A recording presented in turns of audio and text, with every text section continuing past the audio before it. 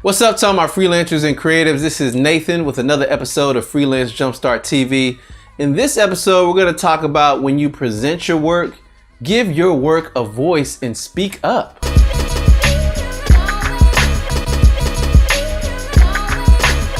Let me give a little background to why I'm talking about this. Ultimately, you need to speak up for your work.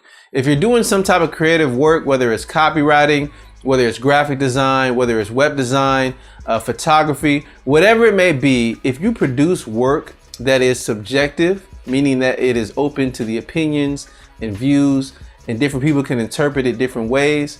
If you do something that's subjective, any type of creative work, you need to speak up. I know for me in the past, it's been time to deliver right before launch of a website, or I create a graphic or flyer and I send it to the client and I say, hey, here you go. Here's the flyer, or here's the graphic, or here's a screenshot of the website. What are your thoughts? The problem with that approach is I'm not really giving any background to the creative process, and I'm giving no idea of how I arrived at the finished product they're seeing. So here are 4 things we're gonna get into that need to happen when you're speaking up for your work. The first thing is you need to provide context.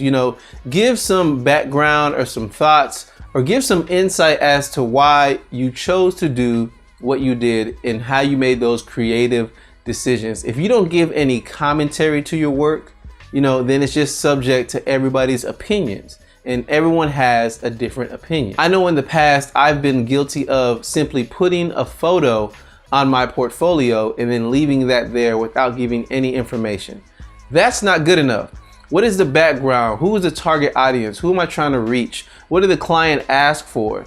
What research did I do to arrive at the finished product? A great way to provide some context is no matter what you create, whether it's photography, whether it is, a graphic, whether it is some type of copywriting, whatever it may be, at least give some commentary to it. One thing I like to do is a screencast. So I'll record myself talking over the specific graphic, and then I point out elements and I walk the person through the decisions I made and the meaning behind them. There are tons of tools online that will allow you to do a screencast, and there's even some computers that have that already built in. If you're not able to do a screencast, then at the least write out some bullet points and highlight the main things about what you created so the person can at least read it and get some level of context to what they're doing. But I like doing video, to take it a step further. Do the video, do the voiceover of it, explain your decisions, send the client an email with a link to a YouTube link of where you uploaded the video, and then just walk them through what you did. The second reason why you need to speak up for your work is you need to eliminate assumptions. I mentioned in the past that I put things in my portfolio with the photo alone and I didn't give any context.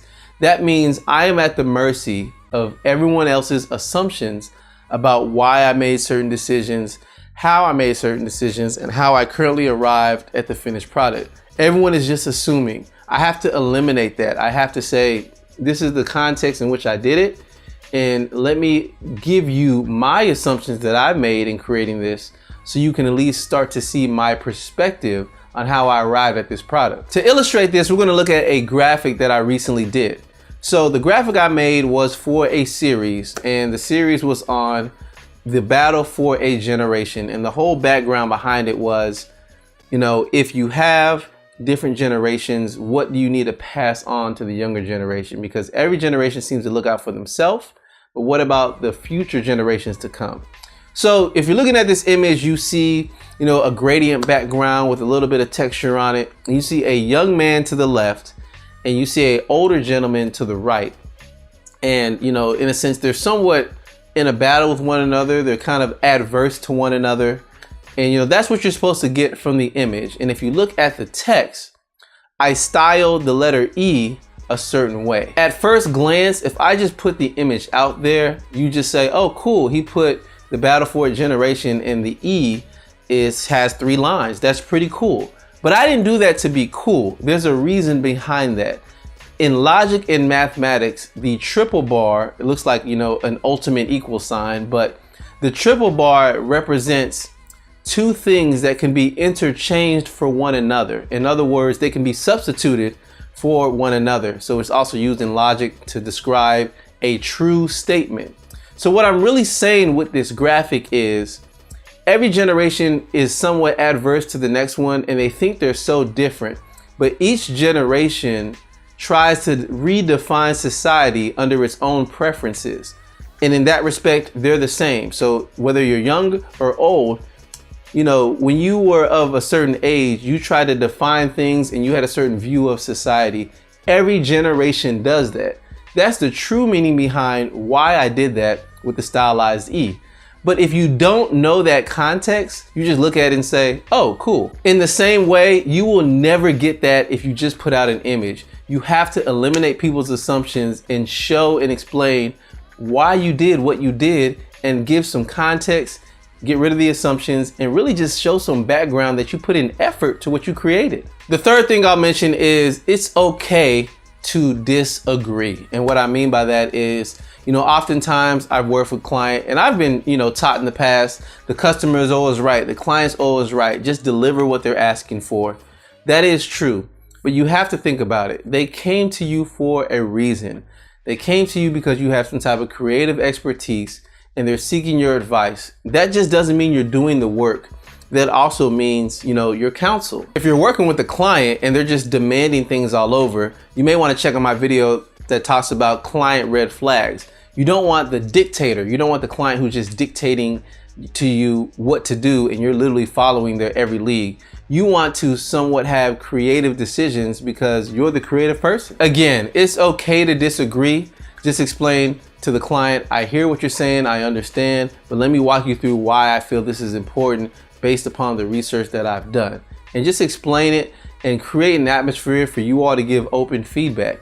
Maybe they'll listen to you, maybe you'll change their mind, but if they really just want something, you can do it that way, but let them know, hey, I'm against this, but if you really like it, you know, that's fine. But you know, you as a creator, just take control in that area. It's okay not to agree with the client. And the fourth point I'll make on this is you need to make connections. So in other words, somebody came to you for a reason because you're creative and they probably have some business goals. So whenever you deliver the creative work, write out and show not only your decisions, not only your process, not only your research, but also explain how what you did matches all of their business goals. So just let them know, hey, you said you wanted to increase sales. You said you wanted people to be appealing to a certain graphic. You said you wanted to reach a younger audience. Whatever their goal is, show them in what you created how it does that. If it's a video, talk people through the video. Hey, I heard you wanted to reach a younger audience. So in the video, I used an individual who was 30. I used another individual who was 22, and I used someone who's 18. And that's who I cast for this video because you wanted to reach a younger audience. So I wanted to make sure to include a younger audience in the video. Just talk them through how what you did meets their business goals.